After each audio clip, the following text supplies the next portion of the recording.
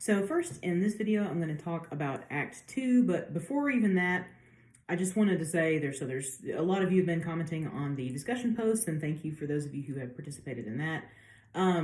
The most popular answer so far seems to be that you think that Astarte is his sister.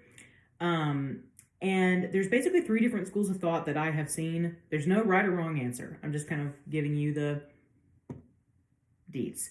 So one is what everything that you have said, that she is his sister, either a half-sister or a full sister. There are multiple things in the text that point to that.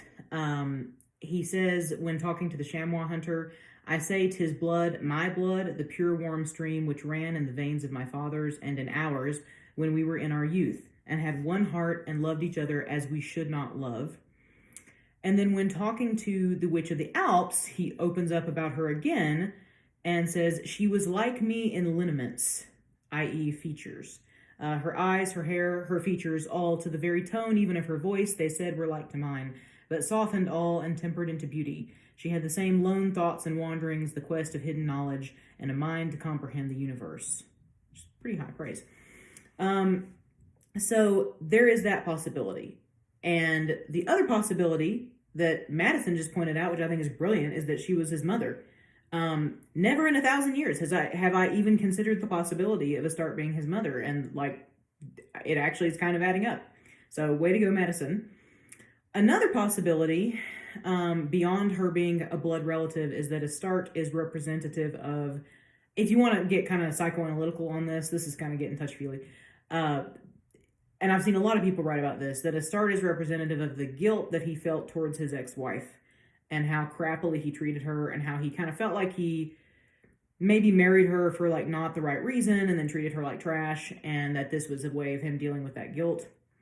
And then there's a third possibility that I've seen some people say, and this is actually what I think, and I mentioned this in the last video a little bit. I think that Astarte for Byron, the author, is actually representative of all the women in his life who he feels like he has wronged. I think it's a composite character. I don't think it's just his sister or just his wife. I think it's all of them. I think it's the fact that Augusta's reputation was ruined as a result of his relationship with her, whatever it was. The fact that his wife, again, got treated like trash. The fact that his little daughter, Allegra, died under depressing circumstances, that Ada got left behind, and that he really wanted to have a relationship with Ada, and just due to the situation between him and his wife was not able to do that. And again, they all have A names, and Astarte is an A name. And then, of course, all these other women who came across his path who he ended up in some way unintentionally ruining. Some of them actually died. So we talked about the the archetype of the vampire, and how that literally comes from Lord Byron. His friend John Polidori wrote about this archetype of this tall, lonely, pale aristocrat who ends up draining every woman that he comes across, and that is Byron. So I think that Astarte is actually just his guilt towards everybody. And I think this was his, instead of writing in a diary, his way of of dealing with that. And I think that's what Manfred is and maybe when Manfred dies at the end, that's him kind of cauterizing this and trying to move on from it. I don't know. I don't have a PhD, so I'm just doing the best I can. But I do love this play. So other ideas as to what happened to Astarte. In Act 3, the servants, Herman and Manuel, are talking about, it happened when she was up in his tower. They were up in the tower together. So something happened when she was up in the tower. When he when he's talking to Ahriman and he tries to get Astarte called up, he says, one without a tomb. That's an interesting context clue. That's kind of up to you. You can kind of decide what you think happened exactly to Astarte. I've seen 3 different ideas. One, that she killed herself by slitting her wrists because he says there was so much blood I could not staunch it. Another, that she killed herself by jumping out of the window of the tower, and that's why the servants are emphasizing the tower, and that she just fell into the snow somewhere and they never found her body, which is why they say one without a tomb. Another one is that she, and this is a really spicy one, that she died giving birth to his child, possibly incestuous or not, and that the child died as well. And so that he is doubly upset and trying to forget everything. And again, that coming back to what he says to the chamois hunter, there's so much blood, I could not staunch it. Or other ideas. That's not going to be on the test. I'm not going to be like, how does the Stark die? Because it doesn't answer that. It's just one of those things that's kind of up to the reader. So as for the actual reading that you did, Act 2 starts out with him talking to the chamois hunter. There is the quote that I already mentioned. He is hallucinating that there's blood on the rim of the cup because of the redness of the wine. He is still a little loopy from hypoxia, keep in mind, because he has been up where he should not be and is like, it's kind of like if you've ever had laughing gas, which I have not, but everybody says it's great. They always insist on drilling on my teeth, and that doesn't go well. So, he says, he has an interesting conversation with the chamois hunter. God bless his pea-picking heart. And Manfred says to him, patience and patience. Hence, that word was made for brutes of burthen, not for birds of prey. Preach it to mortals of a dust like thine. I am not of thine order. Which is a pretty, I guess it's supposed to sound badass, but it kind of comes across these days as I just hit different, I'm not like you. I'm special. I'm a Discord admin. I'm a level 5 enchanter in Warcraft, right? I don't know. I have a purple belt. And the chamois hunter roasts him back and says, thanks to heaven, I would not be of thine order for the free fame of William Tell. He's like, I'm glad I'm not like you. I wouldn't be like you even if it meant being famous. And he talks about his life and how upset he is. And the chamois hunter is like, this guy is crazy to himself, but Manfred is like, I wish that I was crazy or I wouldn't have to remember all this. And this is an interesting concept. Sorry for the dog barking in the background. There's not really anything I can do. The chamois hunter says, why on thy brow the seal of middle age hath scarce been set? I am thine elder far. And Manfred says, think'st thou existence doth depend on time? It doth, but actions are our epochs. Mine have made my days and nights imperishable, endless, and all alike as sands on the shore, innumerable atoms, and one desert, barren and cold, on which the wild waves break, but nothing rests, save carcasses and wrecks, rocks, and the salt turf weeds of bitterness. Which is a beautiful way of saying, my life is a hot mess. Again, these nature metaphors.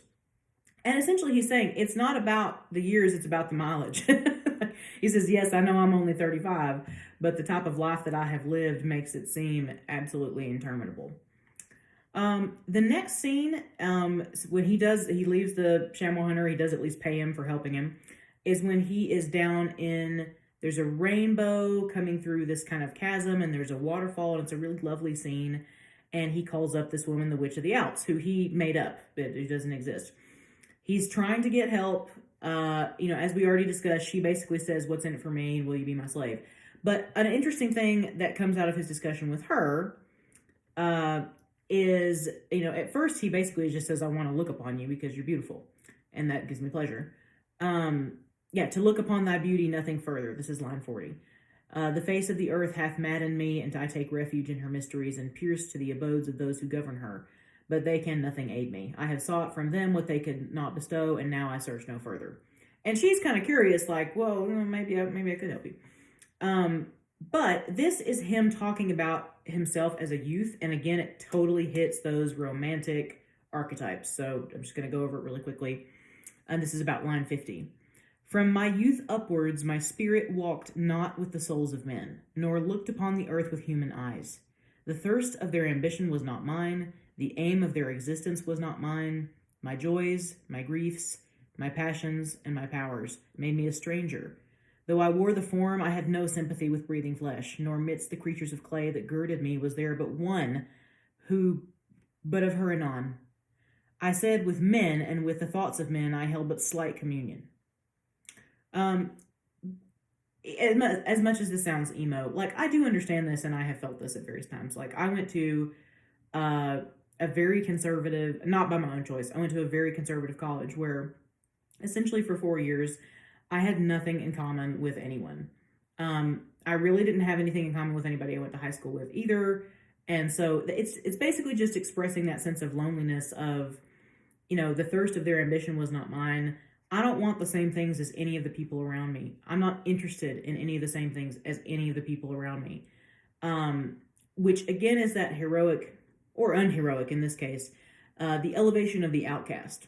Maybe the person who doesn't fit in is actually interesting and we should talk to them and maybe they have cool things to say. Maybe we shouldn't just make fun of them all the time. But this is Manfred fulfilling that stereotype of the romantic of I just didn't fit in. I never felt like I was the same even type of species as anybody else around me. All they want to do is, in my case, go on mission trips to Zambia and talk about football. And I'm just like, I did a drawing, but I have nothing to talk about with these people. So I did feel that on a visceral level. Then he goes on to further complete the stereotype and say, I held but slight communion, but instead my joy was in the wilderness, to breathe the difficult air of the iced mountain's top, where the birds dare not build, nor insects wing flit over the herbless granite, or to plunge into the torrent and to roll along on the swift whirl of the new breaking wave of river stream, or ocean in their flow. In these my early strength exulted, or to follow through the night moving moon, the stars and their development, or catch the dazzling lightnings till my eyes grew dim. And he goes on and on about that. He waxes poetic about, again, nature. He was like, screw human beings. The only thing that I ever really cared about at that age, ever since I was a youth, was nature and being out in nature and having those experiences. And that's where he really felt at peace, which is why he ends up climbing the top of the mountaintop earlier on.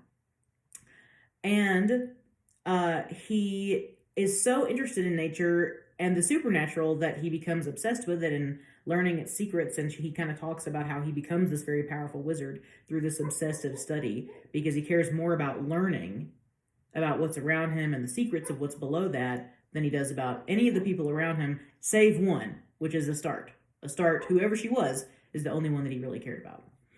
And then I love this scene in Dog, just be quiet, dog.